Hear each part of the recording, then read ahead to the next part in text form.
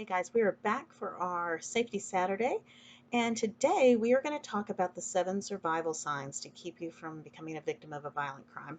And once again, um, these particular things I'm getting from the book The Gift of Fear by Gavin DeBecker.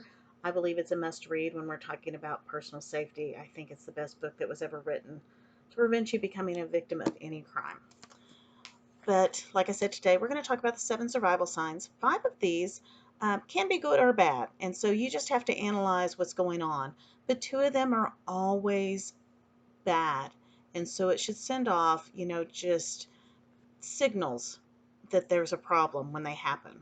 So the first one we're going to talk about is forced teaming, and that is when we use the word we when we don't have a common goal.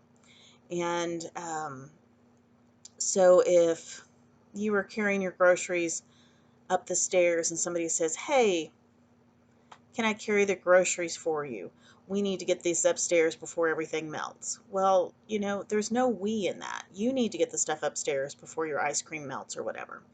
So if there is a forced teaming with the word we when there's not a common goal, you need to kind of analyze that and see what the issue is with that. Charm and niceness. Now, I'm not telling you that charm and niceness is bad. We all know a lot of charming people. But the most charming man I ever met in my life was a serial killer that I spent hours with interviewing. And I always had to keep in mind who this person was because he was enjoyable to talk to. He was intelligent. We had great conversation. But you know what? He killed a bunch of people.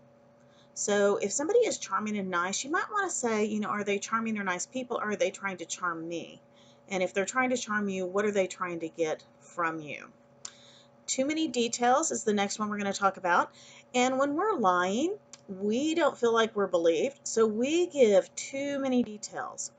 So um, if I was running late, or I said I was running late, but I wasn't really, and I talk about my broken clock or um, you know, how that works, just too many details, afraid of the silence, just trying to fill in to make it more believable. We need to take a step back and really see why that's going on. Typecasting is the next one, and that's a slight insult to get a prescribed response. So calling you too proud or something like that so that you will prove them wrong. Personally, my favorite one when it comes to women is being called a bitch, because somebody will call you a bitch trying to get you to prove that you're not. And quite frankly, I am a bitch, and I'm proud of that. It's okay to be a bitch. Being a bitch means that you take care of yourself and you um, are not anybody's victim.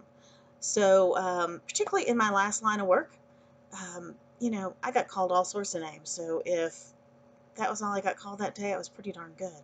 So I'm going to give you a couple of phrases that you can use that I used to use all the time. If somebody calls you a bitch, I would say, "Thank you very much for noticing. Yes, I am." Or, "Oh my gosh, thank you so much. Nobody had told me that lately. I thought I had lost my touch." And move on. If somebody's trying to get a prescribed response by an insult, you just need to move on. Loan sharking is when they offer you something, but they are counting the debt that's coming. Like somebody offers to help you change the tire, but they're thinking, "Oh, well, now that I help change the tire, what is she going to do for me, or what is he going to do for me?" So those are the 5 things that are not always bad. But let's talk about the 2 things that are always, always, always should send a red flag up with you. And that is an unsolicited promise. So somebody offers to help you carry the groceries up and you want to take them at your doorstep. And they're like, "Oh, no, no, no, no.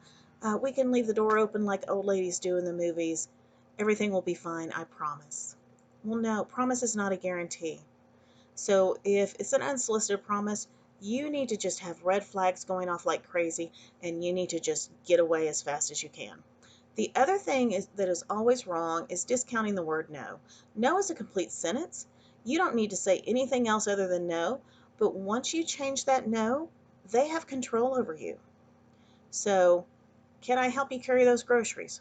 "No." "Well, there's something to be said for being too proud." "No, no, thank you." "Come on, you're going to spill those all over the place." No, no, thank you. Now, is that very forceful? And are you backing off? Absolutely. How about this? How about if I help you carry the groceries? No, thank you. Well, there's something about being too proud. You know, I told you no. I appreciate your help. Please move on down the road. Well, you know you're going to spill that stuff. No, I said no. Be done. Get gone. Now, there's a huge difference between those two things. Because once you give up that no, they have control over you. You no longer have control.